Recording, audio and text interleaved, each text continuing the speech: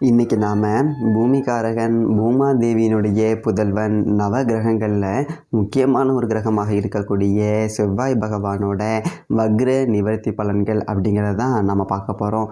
அதாவது செவ்வாய் அப்படிங்கிறவர் ரொம்ப முக்கியமான ஒரு கிரகம். சுவர் இருந்தால் தான் சித்திரம் அப்படின்னு சொல்லுவாங்க இல்லைங்களா.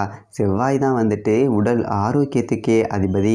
ஒரு நல்லதொரு தேக ஆரோக்கியம் வேணும் அப்படின்னா செவ்வாய் வந்துட்டு அப்படிப்பட்ட செவ்வாய் டிசம்பர் மாதம் 7ஆம் தேதி 2024 கடகராசியில் நீச நிலையில் இருந்து வக்ரமாகிட்டார். அதன் பிறகு பின்னோக்கி பயணமாகி மிதுனம் ராசிக்கு போனார். இன்னொரு முக்கியமான விஷயம், தனிப்பட்ட முறையில் ஜாதகம் பார்க்க இந்த வாரத்துக்கான அப்பாயின்மெண்ட் ஃபிக்ஸ் பண்ண சொல்லி நிறைய பேர் கேட்டிருந்தீங்க. நாம் கண்டினியூவாக இப்போலாம் வீடியோவில் கொடுத்துட்டு தாங்க இருக்கோம். இப்போது ரூபாய் 199க்கு தெளிவாகவும் விளக்கமாகவும் நம்ம ஜாதகம் பார்த்து தரோங்க. அதுவும் இந்த ஒரு மாதம் மட்டுங்க. அது மட்டும் இல்லாமல் தாழ்மையான வேண்டுகோள், இந்த நம்பருக்கு ஃபோன் கால் எதுவும் பண்ண வேணாங்க. ஜஸ்ட்டு உங்கள் வாட்ஸ்அப்பில் இருந்து மெசேஜ் அனுப்புனாலே போதும். உங்களுக்கு தேவையான அனைத்து டீட்டெயிலுமே நம்ம டீமில் இருக்கிறவங்க கொடுத்துருவாங்க. அப்பாயின்மெண்ட் டேட் மற்றும் டைம் ஃபிக்ஸ் பண்ணதற்கு பிறகு அந்த நேரத்தில் நான் உங்களுக்கு ஃபோன் கால் பண்ணி ஜாதகம் பார்த்து பலன்கள் சொல்லிவிடுவேங்க. உங்களுக்கு வாய்ஸ் நோட் வேணும் அப்படின்னாலும் அதையும் நாங்கள் அனுப்பிச்சிடுவோம். ஜஸ்ட் நீங்கள் வாட்ஸ்அப்பில் மெசேஜ் மட்டும் பண்ணாலே போதுங்க. உங்களுக்கு டீட்டெயில் அப்படிங்கிறது சொல்லிவிடுவாங்க. அப்புறம் நிறைய பேர் கேட்குறாங்க எவ்வளோ நேரம் ஆகும்னு. ஃபஸ்ட்டு நாம் ஜனன காலகட்டத்தை பார்த்து பலன்கள் அப்படிங்கிறத சொல்லிவிடுவோம். இதை விட முக்கியமான விஷயம், இங்கே டைம் ஒரு விஷயமே இல்லைங்க. உங்களுடைய கேள்விகள் பதில்கள், உங்களுடைய கேள்விகளாக இருக்குங்கள்ல, சந்தேகங்கள் கேள்விகள், இது எல்லாத்தையும் சொல்கிறதுக்கே நம்ம நிறைய டைம் எடுத்துக்கும். 30 நிமிஷத்துக்கு மேலே கூட பரவாயில்ல, 1 ஹவர் ஆனாலும் பரவாயில்ல. உங்களுக்கு தெளிவாக புரிகிற வரைக்கும் நாங்கள் ஜாதகத்தை கிளியராக சொல்லிவிடுவோங்க. இதை தாண்டி நம்ம எப்படி ஜாதகம் பார்க்குறோம் அப்படின்னா, முதல்ல ஜனன காலகட்டத்தின் அடிப்படையில் பொதுவான பலன்கள் அப்படிங்கிறத சொல்லிவிடுவோம். அதற்கப்புறமா இப்போ இருக்கக்கூடிய கிரகங்கள் அடிப்படையில் இப்போதைக்கு உள்ள சூழ்நிலைகளும் தசாபுக்திகளின் அடிப்படையில் எதிர்காலத்தை வச்சு நம்ம கணித்து சொல்லிடலாங்க. இதை தாண்டி கடைசியாக உங்களுக்கு தெளிவான உங்களுக்கான பரிகாரம் அப்படிங்கிறதையும் சொல்லிவிடுவோம். இதில் இருந்தே உங்களுக்கு எல்லா டீட்டெயிலும் கிடச்சிரும். கடைசியில் ஜாதகம் இல்லைனாலும் ஜஸ்ட்டு பிறந்த தேதி, நேரம், பிறந்த இடம் மட்டும் சொன்னாலே போதுங்க. நாங்கள் உங்களுக்கு ஜாதகம் பார்த்து பலன்கள்ங்கிறது சொல்லிவிடுவோங்க. நீங்கள் ஜஸ்ட்டு வாட்ஸ்அப்பில் ஒரு மெசேஜ் மட்டும் பண்ணாலே போதுங்க. உங்களுக்கான எல்லா டீட்டெயிலும் சொல்லிவிடுவாங்க. சரி, ஓகே, வாங்க இன்றைக்கான வீடியோக்குள்ளே நாம் போகலாம். இந்த பிப்ரவரி மாதம் 21ஆம் தேதி, அதாவது மாசிக்கு குரோதி வருடம் மாசி மாதம் 9ஆம் தேதி செவ்வாய் மிதுனம் ராசியில் வக்ர நிவர்த்தி அப்படிங்கிறத அடைகிறாரு. இப்போது செவ்வாயினுடைய இந்த வக்ர நிவர்த்தி காலகட்டம் அப்படிங்கிறது ரொம்ப முக்கியமானது. ஏன் அப்படின்னா, செவ்வாய் வந்துட்டு அங்காரகன், செவ்வாய் வந்துட்டு சகோதரக்காரகன், செவ்வாய் வந்துட்டு காமாதிபதி, இவ்வளவு அம்சங்களை கொண்ட ஒரு அற்புதமான ஒரு முக்கியமான ஒரு கிரகம். பூமாதேவியினுடைய புதல்வன் செவ்வாயினுடைய அந்த நிலை அப்படிங்கிறது வலுவாக இருந்தால் தான் ஒருத்தருக்கு மனை, நிலம், சொந்த வீடு இது எல்லாம் அமையும். உடல் ஆரோக்கியமும் வலுவாக இருக்கும். செவ்வாய் வந்துட்டு கோபத்துக்கு, வீரத்துக்கு, எல்லாத்துக்குமே அவர் தான் அதிபதி. அப்படிப்பட்ட அந்த செவ்வாய் இந்த வக்ர நிவர்த்தி அப்படிங்கிறத அடைகிறாரு இல்லைங்களா. பலம் அடைகிறாரு அப்படின்னு சொல்லிட்டு அர்த்தம். செவ்வாய் பலம் அடைகிறதுனால உங்களுடைய ராசிக்கு என்னென்ன பலன்கள் அப்படிங்கிறத கொடுக்க போகிறார் அப்படிங்கிறத பார்த்துடலாம். எல்லாருக்கும் செவ்வாயினுடைய பரிபூரண அருள் கிடைக்க முருகப்பெருமானை வேண்டி வீடியோக்குள்ளே போகலாம். கும்பம் ராசி நேயர்களே, செவ்வாய் வக்ர நிவர்த்தி 2025 எப்போ நடக்குது அப்படின்னா, மாசி 9ஆம் தேதி பிப்ரவரிக்கு 11. அதாவது இந்த செவ்வாய் வக்ர நிவர்த்தி அப்படிங்கிறது நாம் எதுக்காக பார்க்குறோம் அப்படின்னா, மற்ற ராசிக்காரவங்களை விட கும்பம் ராசிக்காரர்களுக்கு இது ரொம்ப ரொம்ப ரொம்ப முக்கியமான ஒரு அமைப்பு. என்ன காரணம் அப்படின்னு பார்த்தீங்க அப்படின்னா, நீங்கள் ஜென்மசனியினுடைய ஒரு ஆதிக்கம் அப்படிங்கிறதுல இருக்கீங்க. ஜென்மசனி இன்னும் கொஞ்ச நாளில் உங்களை விட்டு விலகி பாத சனியாக போகிறாரு. இதில் இது ஒரு மோசமான ஒரு காலகட்டம் அப்படின்னு சொல்லிட்டு இந்த ஜென்மசனியை சொல்லலாம். இந்த ஜென்மசனி காலகட்டத்தில் செவ்வாய் பலமாக இருக்கணும். ஆனால் இப்போ டிசம்பர் மாதம் 2024 இருந்து அவர் பலமாக இல்லை.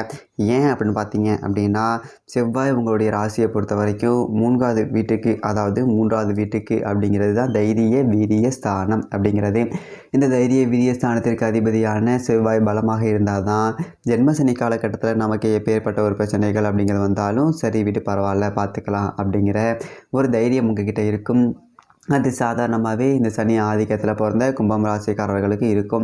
உள்ளுக்குள்ளே பயம் இருந்தாலும் வெளியில் காமிச்சு விட்டாங்க, இல்லை பாத்திரோண்டா தீத்திரோண்டா அப்படிம்பாங்க, கொஞ்சம் பில்டிங் ஸ்ட்ராங்கு, பேஸ்மெண்ட்டும் வீக்கு அப்படிங்கிற மாதிரி. ஆனால் இந்த செவ்வாய் பலம் இழந்து போனதுனால கடந்த டிசம்பரில் இருந்து ஒரு விதமான நெருக்கடி இருக்கும்.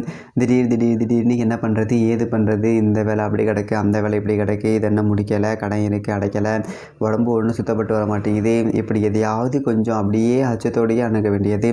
ராத்திரியில் நிம்மதியாக தூங்குறதுல ஏதாவது ஒன்று கிடக்க ஒன்று நினச்சிக்கிட்டு தூங்காமல் கிடக்க வேண்டியது.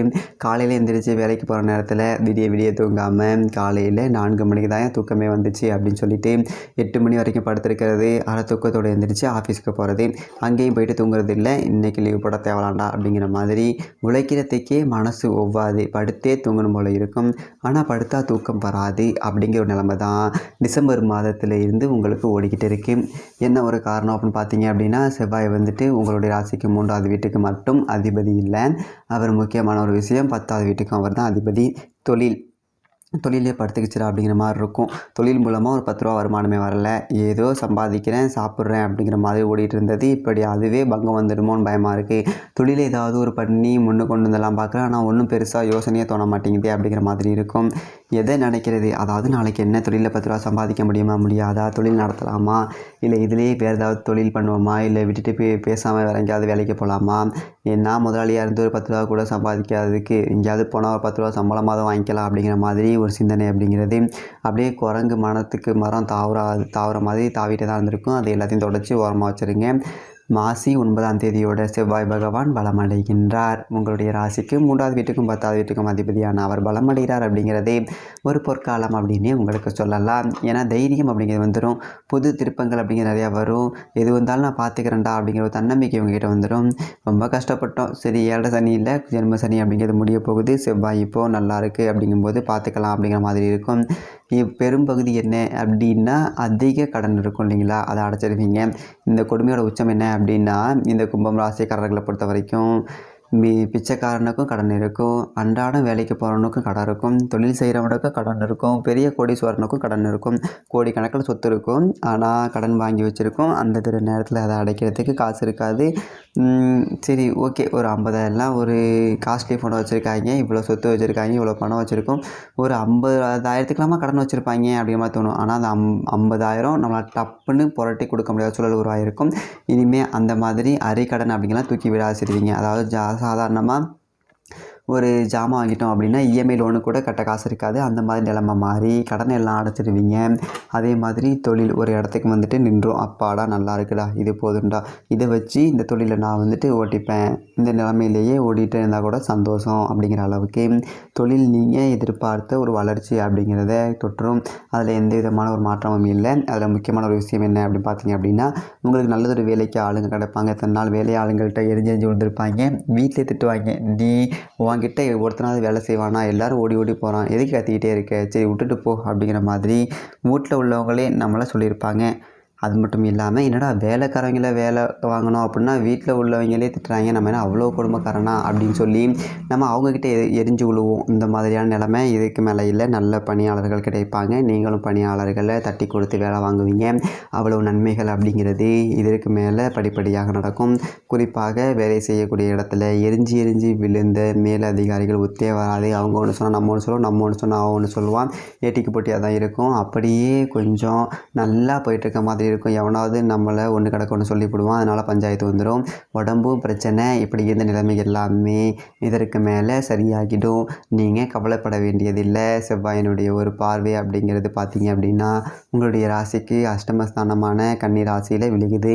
இந்த ராத்திரியில் படுத்தா தூங்காத ஒரு நிலைமையை கடந்தது பார்த்தீங்களா. இதுக்கு மேலே சரி போடா, எது வந்தாலும் பார்த்துக்கலாம், எதுவாக இருந்தாலும் பேசிக்கலாம் அப்படின்னு சொல்லிட்டு இழுத்து போத்திக்கிட்டு நிம்மதியாக தூங்கலாம், காலையில் எழுந்திரிச்சு கூட பார்த்துக்கலாம் அப்படிங்கிற மாதிரி லாப வீட்டில் செவ்வாயினுடைய ஒரு பார்வை அப்படிங்கிறது விழுகுது. தனுசு ராசியில் காசு பணம் வர வேண்டியது அப்படிங்கிறது வராமல் கிடந்தது.